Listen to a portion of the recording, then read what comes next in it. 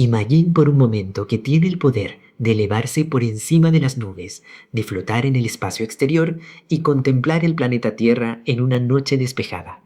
Imagine que, además de viajar por el espacio, puede hacerlo a través del tiempo, retrocediendo exactamente 10 siglos.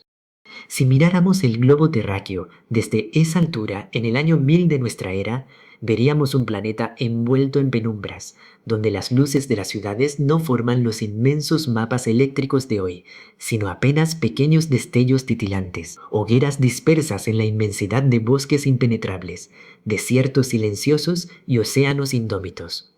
Para la inmensa mayoría de los seres humanos que habitaban ese mundo, el concepto del año 1000 no significaba absolutamente nada.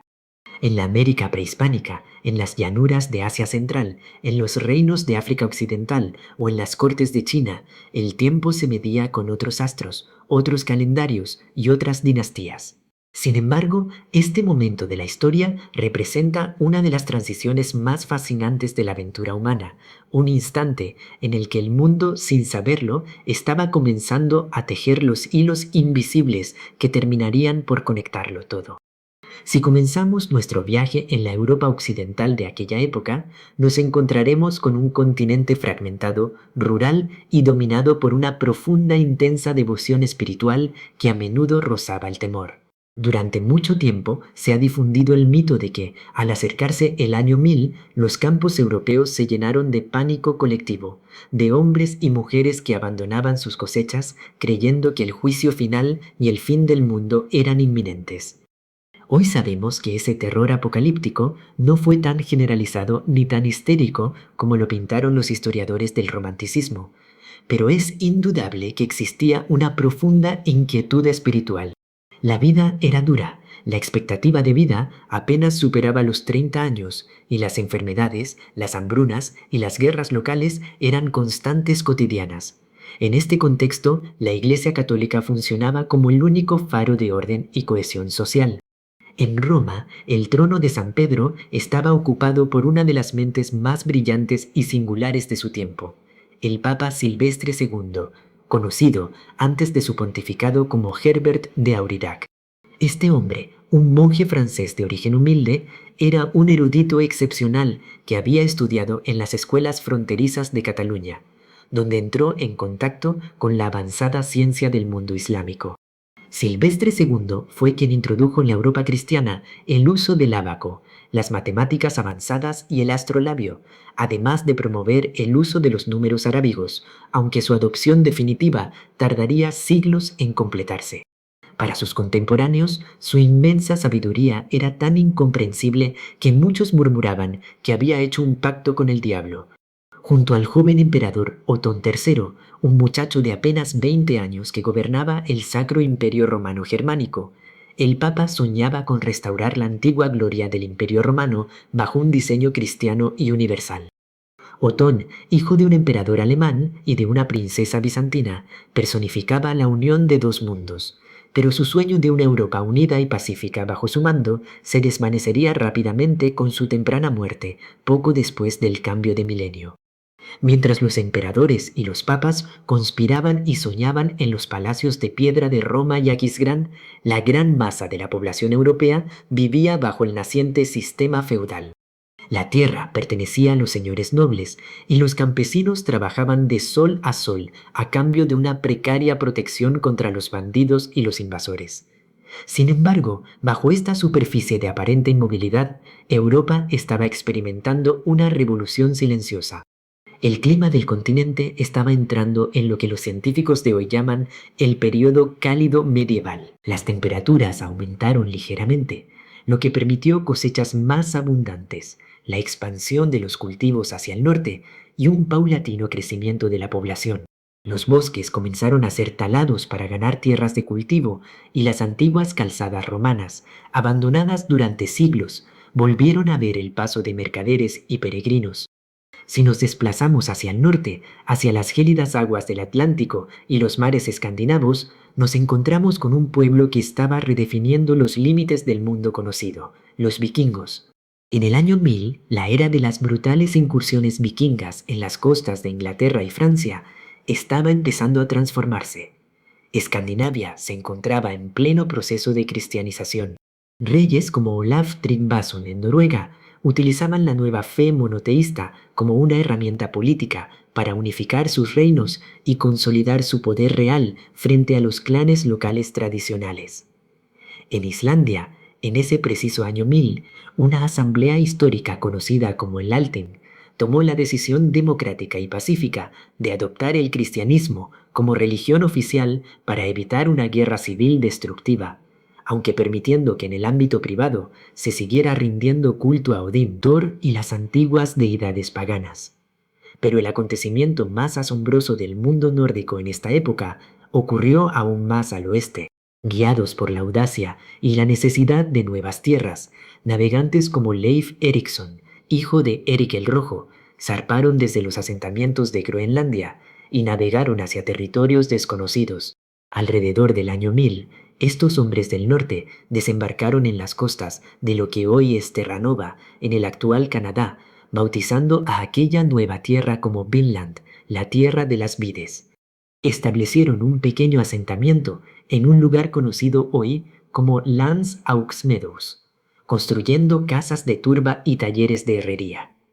Por primera vez en la historia de la humanidad, los dos extremos del gran viaje humano se encontraban. Los descendientes de aquellos que habían salido de África y poblado Eurasia se topaban con las tierras habitadas por los descendientes de quienes habían cruzado el estrecho de Bering miles de años atrás.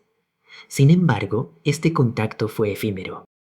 La hostilidad de las poblaciones locales, a quienes los vikingos llamaban despectivamente Skrælings, y las inmensas dificultades logísticas para mantener una ruta de suministro a través del tormentoso Atlántico Norte hicieron que el asentamiento fuera abandonado después de unos pocos años.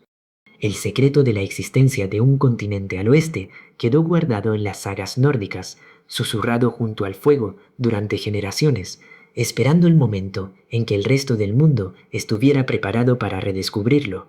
Si descendemos desde las frías tierras del norte hacia el sureste de Europa, el panorama cambia de manera radical. Aquí no encontramos cabañas de turba ni aldeas de madera, sino la metrópolis más grandiosa, sofisticada y fortificada del mundo cristiano, Constantinopla, capital del Imperio Bizantino. Esta ciudad era el verdadero corazón de la civilización romana que había sobrevivido a las invasiones bárbaras. En el año 1000, Bizancio se encontraba en el apogeo de una segunda edad de oro bajo el firme y severo mandato del emperador Basilio II, miembro de la dinastía macedónica. Conocido posteriormente como el asesino de búlgaros, Basilio dedicó su vida a expandir y consolidar las fronteras del imperio, derrotando a sus enemigos en los Balcanes y asegurando la hegemonía de Constantinopla en el Mediterráneo oriental. Constantinopla era un espectáculo que dejaba sin aliento a cualquier viajero de la época. Sus murallas teodosianas, que habían resistido incontables asedios, protegían a una población de cientos de miles de habitantes. En su centro se alzaba la majestuosa Basílica de Santa Sofía, con su cúpula gigantesca que parecía flotar suspendida del cielo por una cadena de oro llena de mosaicos dorados que reflejaban la luz de miles de velas. Las calles de la ciudad eran un hervidero cosmopolita donde se mezclaban comerciantes griegos, armenios, sirios, rusos y venecianos. Los mercados desbordaban seda, especias, perfumes y manuscritos antiguos. Para defender este inmenso imperio, Basilio II contaba con una fuerza militar legendaria, la Guardia Varangiana, un cuerpo de élite compuesto principalmente por guerreros nórdicos y anglosajones que habían viajado desde las lejanas tierras del norte para ofrecer sus hachas y su lealtad inquebrantable al emperador de Oriente a cambio de riquezas inimaginables en sus tierras de origen. Pero si Constantinopla era deslumbrante, el verdadero centro de gravedad intelectual, científico y económico del hemisferio occidental no se encontraba en tierras cristianas, sino en el vasto y floreciente mundo del Islam. En el año 1000, la civilización islámica se extendía como un arco gigantesco desde las fronteras de la India y Asia Central, cruzando el Medio Oriente y el norte de África, hasta llegar a la península ibérica. Aunque el califato abásida de Bagdad había perdido gran parte de su control político directo, quedando fragmentado en diversas dinastías regionales, la unidad cultural, lingüística y comercial del mundo islámico seguía siendo asombrosa. Un comerciante podía viajar desde Marruecos hasta los límites de Persia utilizando una sola moneda, el dinar de oro, y comunicándose en una sola lengua, el árabe. En el extremo occidental de este mundo islámico se alzaba el califato de Córdoba, en Al-Ándalus. En el año 1000, Córdoba era, sin lugar a dudas, la ciudad más avanzada de la Europa continental y una de las mayores del mundo. Bajo el gobierno de facto de Almanzor, el temible visir que había usurpado el poder real de los califas omeyas, Córdoba vivía una época de esplendor militar y arquitectónico sin precedentes, aunque también sembraba las semillas de su propia destrucción futura debido a la brutalidad de sus campañas militares contra los reinos cristianos del norte y las tensiones internas entre las distintas facciones de su sociedad. Caminar por las calles de Córdoba en el año 1000 era una experiencia que contrastaba vivamente con la oscuridad y el barro de las capitales del norte de Europa. La ciudad contaba con calles empedradas e iluminadas por faroles públicos, un sistema avanzado de alcantarillado, baños públicos y cientos de mezquitas. Su joya más brillante era la Gran Mezquita, con su hipnotizante bosque de columnas y arcos de herradura bicolores. Pero el verdadero tesoro de Córdoba era su biblioteca, fundada por el califa Al-Hakam II, que albergaba cientos de miles de volúmenes en una época en la que las bibliotecas más grandes de la Europa cristiana apenas contaban con unos pocos cientos de manuscritos copiados a mano por monjes recluidos. En Córdoba, filósofos, poetas, astrónomos y médicos de diversas religiones, musulmanes, cristianos y judíos, convivían y colaboraban, traduciendo textos griegos antiguos, desarrollando nuevas técnicas agrícolas y sentando las bases de la medicina moderna. Si viajamos hacia el este, siguiendo la costa del norte de África, llegamos a Egipto, donde una dinastía rival, el califato fatimí, había fundado unas décadas antes una nueva capital destinada a rivalizar con Bagdad y Córdoba, el Cairo. En el año 1000, bajo el excéntrico y a menudo contradictorio gobierno del califa Al-Hakim, el Cairo se estaba transformando en un centro crucial para el comercio del Océano Índico y el Mediterráneo.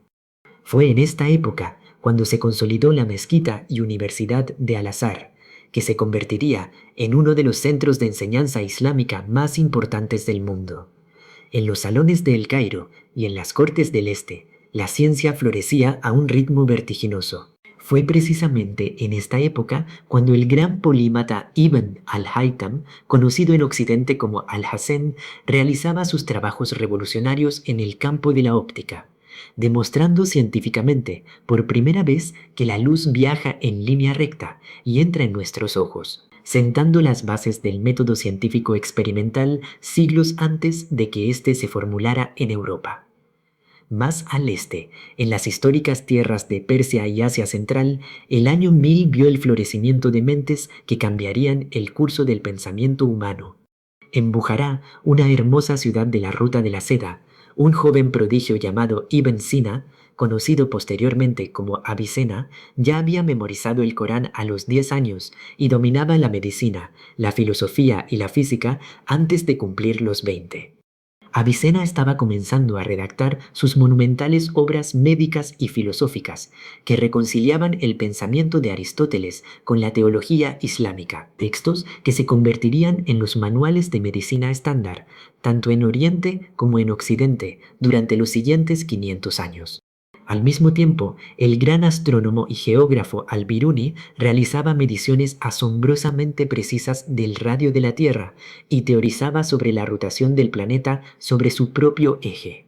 Si continuamos nuestro viaje hacia el este, cruzando las imponentes cordilleras del Himalaya, nos adentraremos en el territorio del gigante indiscutible de la época, una civilización que en el año 1000 superaba a cualquier otra en términos de población, riqueza, tecnología y organización burocrática, la China de la dinastía Song.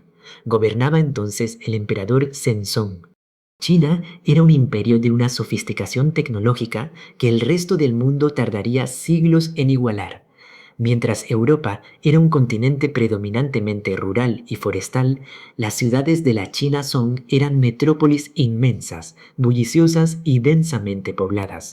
La capital de la dinastía en ese momento, Kaifeng, albergaba a más de 1 millón de habitantes y funcionaba como un motor industrial y comercial sin parangón. En el año 1000, China estaba experimentando lo que muchos historiadores modernos describen como una revolución protoindustrial. Las fundiciones de hierro de la región norte producían miles de toneladas de metal al año utilizando carbón mineral en lugar de carbón vegetal, adelantándose en casi 800 años a la revolución industrial europea. Este hierro se utilizaba para fabricar herramientas agrícolas avanzadas, armas y puentes colgantes. Fue también durante este periodo cuando el uso de la pólvora, descubierta originalmente por alquimistas taoístas que buscaban el elixir de la inmortalidad, comenzó a transformarse de un elemento para fuegos artificiales y espectáculos en una tecnología militar rudimentaria pero letal, con la invención de las primeras flechas de fuego y bombas de humo. La sociedad Song estaba profundamente influenciada por el neoconfucianismo, una corriente filosófica que promovía el orden social, el respeto a la autoridad y la educación. Para administrar este inmenso imperio, el gobierno dependía de una burocracia altamente educada y seleccionada a través de un riguroso sistema de exámenes imperiales. Cualquier joven con talento, sin importar su origen social, podía aspirar a convertirse en un alto funcionario si lograba memorizar los clásicos confucianos y demostrar una profunda comprensión de la administración pública y la poesía. Para facilitar la difusión de las ideas y la administración del Estado, la imprenta de tipos móviles de arcilla, inventada por Bichen alrededor de esta época, comenzó a revolucionar la producción de libros, permitiendo que la literatura, la filosofía y los tratados científicos estuvieran al alcance de una clase letrada cada vez más amplia. Los barcos mercantes chinos, equipados con la brújula magnética, otra de las grandes innovaciones de la época, y con múltiples cubiertas estancas, navegaban con total seguridad por las rutas comerciales del sudeste asiático y el Océano Índico, transportando porcelana fina, seda y té hacia puertos lejanos. A poca distancia de la costa china, en el archipiélago de Japón, el año 1000 coincidió con el apogeo del periodo Heian. En la hermosa capital de Heian-kyo, la actual Kioto, la corte imperial vivía en un mundo de una refinación estética y un aislamiento político casi absolutos, mientras el poder real de los emperadores comenzaba a ser eclipsado por la poderosa familia de regentes Fujiwara. La aristocracia cortesana se dedicaba casi exclusivamente a la búsqueda de la belleza, la poesía, la caligrafía y el protocolo social sumamente complejo. En este ambiente de reclusión dorada y refinamiento literario, las mujeres de la corte desempeñaron un papel protagonista y revolucionario en la historia de la literatura mundial. Dado que a los hombres de la corte se les exigía escribir en chino clásico, considerado el idioma oficial de la administración y la alta cultura, las mujeres eran libres de escribir en la escritura vernácula japonesa, conocida como kana. Fue precisamente en el año 1000 cuando dos de las escritoras más célebres de la historia de Japón se encontraban activas en la corte de diferentes emperatrices rivales. Murasaki Shikibu estaba comenzando a escribir la monumental obra titulada La novela de Genji, considerada por muchos críticos literarios como la primera novela moderna de la literatura mundial. Una exploración psicológica profunda y melancólica de la vida y los amores de un príncipe imperial. Al mismo tiempo, su rival literaria, Seishonagon, escribía el libro de la almohada, una colección fascinante de reflexiones personales, anécdotas cortas, listas de cosas bellas e impertinentes y observaciones agudas sobre la vida cotidiana y las intrigas de la corte que nos permite asomarnos con asombrosa frescura a la mente de una mujer de hace 1000 años. Si descendemos hacia el sur, hacia las cálidas y ricas tierras de la India, nos encontramos con un subcontinente dividido en poderosos reinos que competían por la supremacía política y el control de las lucrativas rutas marítimas del Océano Índico. En el sur de la India, La dinastía Chola se encontraba en pleno proceso de expansión imperial bajo el genial liderazgo del rey Rajaraja I.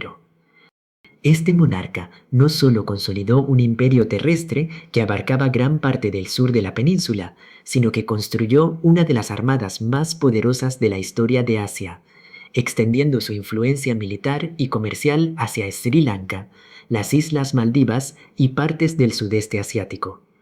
Rajaraja I fue también un gran mecenas de las artes y la arquitectura. En el año 1000 se encontraba en plena construcción el imponente templo de Brihadisvara en la ciudad de Tanjavur, una obra maestra de la arquitectura dravídica construida enteramente de granito, cuya torre principal se eleva majestuosamente hacia el cielo como una montaña sagrada artificial, decorada con intrincadas esculturas de deidades hindúes y bailarines celestiales. La riqueza de los Chola provenía de su control sobre las rutas comerciales marítimas que conectaban el este de África y el Golfo Pérsico con el Imperio Song en China, convirtiendo a los puertos del sur de la India en emporios cosmopolitas donde se intercambiaban especias, piedras preciosas, maderas aromáticas y textiles de algodón de una calidad inigualable. Mientras tanto, en el norte de la India, la situación era muy diferente y mucho más turbulenta.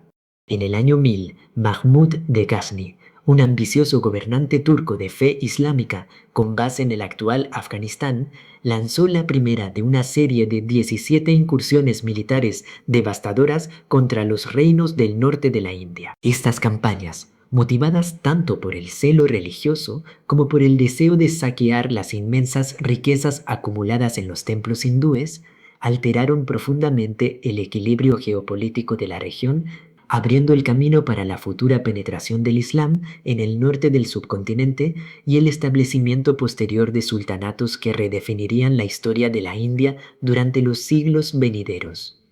Crucemos ahora el inmenso y silencioso Océano Pacífico, un viaje que en el año 1000 solo era intentado por los más audaces navegantes polinesios, quienes, guiados únicamente por las estrellas, el vuelo de las aves y las corrientes marinas, continuaban poblando las islas más remotas del Triángulo Polinesio, estableciendo comunidades sostenibles en medio de la inmensidad azul.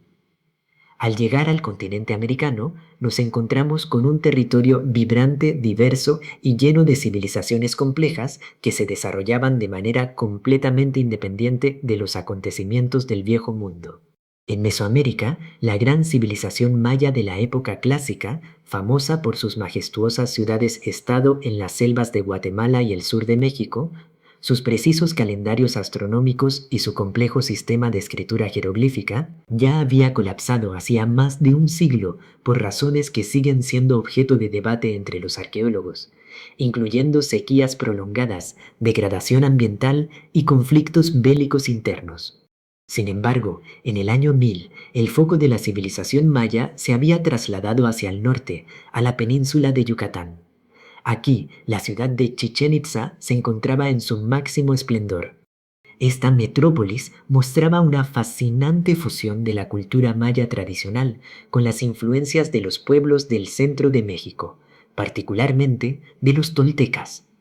El imponente templo de Kukulcán, conocido popularmente como el Castillo, se alzaba en el centro de la gran plaza, una pirámide perfectamente alineada con los equinoccios, donde 2 veces al año la sombra del sol poniente creaba la ilusión óptica de una serpiente emplumada que descendía por las escaleras de piedra. Chichén Itzá era el centro de una red comercial que abarcaba gran parte de Mesoamérica, controlando el comercio de la sal, el cacao, la obsidiana y las plumas de quetzal. Más al norte, en los valles templados y las llanuras del actual territorio de los Estados Unidos, se estaba desarrollando otra civilización fascinante y a menudo olvidada, la cultura de Mississippi. Alrededor del año 1000, cerca de la confluencia de los ríos Mississippi y Missouri, en las afueras de la actual ciudad de San Luis, estaba comenzando a florecer la gran metrópolis de Cahokia. En su apogeo, Cahokia llegó a albergar a más de 15.000 habitantes, una población comparable a la de muchas ciudades europeas de la misma época. El centro de la vida social y religiosa de Cahokia era el Manx Mound, un gigantesco túmulo de tierra compactada a mano que se elevaba a más de 30 metros de altura, sobre el cual se construyó el templo o palacio del gobernante supremo. Cahokia era el centro de un vasto sistema de comercio que se extendía desde los Grandes Lagos hasta el Golfo de México, demostrando una organización social compleja y una capacidad técnica notable para moldear el paisaje de acuerdo con sus necesidades cosmológicas y políticas. Si descendemos por el continente americano hacia el sur, cruzando el istmo de Panamá hasta llegar a la imponente cordillera de los Andes, nos encontraremos con un periodo de transición y reorganización política. Los grandes imperios de la época clásica andina, Tiwanaku y Wari, que habían dominado extensas regiones de los actuales territorios de Perú, Bolivia y Chile, se encontraban en pleno proceso de fragmentación y colapso debido a cambios climáticos drásticos y tensiones sociales internas. En su lugar, comenzaron a surgir diversos señoríos regionales independientes que competían por el control de los valles fértiles y los recursos hídricos. En la costa norte del Perú, la cultura sican o lambayeque florecía en el año 1000, famosa por su metalurgia del oro de una calidad asombrosa, produciendo máscaras funerarias ceremoniales y vasos rituales que reflejaban una profunda devoción religiosa y un alto nivel de especialización técnica. Estos pueblos andinos desarrollaron sistemas agrícolas altamente adaptados a la geografía extrema de la región, utilizando canales de irrigación complejos en los desiertos costeros y terrazas de cultivo en las laderas escarpadas de las montañas para asegurar la alimentación de sus poblaciones. Finalmente, si cruzamos el Océano Atlántico de regreso hacia el este para completar nuestro viaje global, debemos detenernos en el continente africano, una tierra de una inmensa diversidad cultural y económica que en el año 1000 desempeñaba un papel fundamental en la economía mundial a través de sus vastas redes comerciales. En el África Occidental, justo al sur del desierto del Sáhara, el imperio de Ghana, conocido por los cronistas árabes como la Tierra del Oro, se encontraba en la cúspide de su poder y riqueza. Este imperio no debe confundirse geográficamente con la actual República de Ghana. Se ubicaba en lo que hoy son los territorios de Mali y Mauritania. La prosperidad del Imperio de Ghana provenía de su ubicación estratégica como intermediario en el comercio transsahariano. Los comerciantes bereberes del norte cruzaban el árido desierto con caravanas de miles de camellos cargados de sal gema, un producto vital para la conservación de alimentos en las regiones tropicales, para intercambiarla por el oro puro que se extraía de los ricos yacimientos aluviales del sur. El rey de Ghana, que gobernaba desde su capital fortificada de Kumbi-Salé, cobraba impuestos sobre cada carga de sal y oro que entraba y salía de su territorio, acumulando una riqueza legendaria que atraía la atención de geógrafos y comerciantes de todo el mundo islámico. En la costa oriental de África, a orillas del Océano Índico, las ciudades-estado de la cultura suajili, como Kilwa, Mombasa y Zanzíbar, estaban comenzando a florecer en el año 1000. Estas comunidades, nacidas de la mezcla de las poblaciones locales de habla bantú con comerciantes árabes y persas que se establecieron en la costa para aprovechar los vientos monzones, se convirtieron en puertos comerciales cruciales. Desde el interior del continente africano, estas ciudades exportaban oro, marfil, hierro de alta calidad y maderas preciosas hacia los mercados de Arabia, la India y China, importando a cambio delicadas porcelanas chinas, sedas finas y cuentas de vidrio de la India, integrando plenamente a la región en la primera gran red de comercio global marítimo de la historia humana. Al contemplar este inmenso mosaico que era el planeta Tierra en el año 1000, es inevitable sentir una profunda fascinación ante la diversidad y la riqueza de la experiencia humana. Nos encontramos ante un mundo que, a diferencia del nuestro, no estaba unificado por la tecnología digital, los viajes aéreos o la economía global interconectada de manera instantánea. Era un mundo de distancias inmensas, donde un viaje de unos pocos cientos de kilómetros podía tomar semanas o meses de peligros constantes, y donde el conocimiento de lo que ocurría más allá de las fronteras inmediatas era a menudo vago, distorsionado o inexistente. Sin embargo, a pesar de este aislamiento aparente, el año 1000 no fue una época de estancamiento o de oscuridad uniforme. Fue un periodo de asombrosa vitalidad, creatividad y resiliencia en todos los rincones del planeta. Mientras en Europa los monjes copiaban manuscritos bajo la luz tenue de las velas y los reyes escandinavos adoptaban nuevas fes, en Bagdad y El Cairo, los científicos sentaban las bases de la física y la medicina modernas. Mientras en China las chimeneas de las fundiciones de hierro trabajaban día y noche, y los burócratas escribían con tipos móviles. En Japón las escritoras de la corte Heian creaban obras de arte literarias inmortales.